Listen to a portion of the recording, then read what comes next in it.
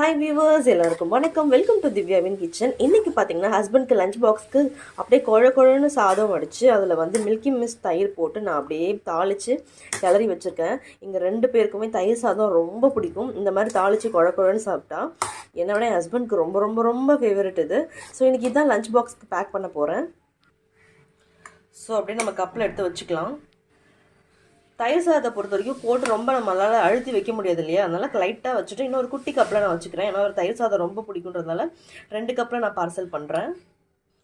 இன்னொரு கப்பி தான் இதில் ஒரு கரண்டி, இன்னொரு அரை கரண்டி கரெக்டாக இருக்கும்னு நினைக்கிறேன். ஸோ அவ்வளோதான். தயிர் சாதத்துக்கு உருளைக்கிழங்கை விட ஒரு பெஸ்ட் காம்போ வேறு எதுவுமே இருக்க முடியாது. உருளைக்கிழங்கு அப்படியே பாயில் பண்ணி சாம்பார் பொடியெலாம் போட்டு தாளித்து வச்சுருக்கேன். ஸோ அப்படியே நம்ம பேக் பண்ணிட வேண்டிதான். பேக் பண்ணியாச்சு. தேங்க்யூ.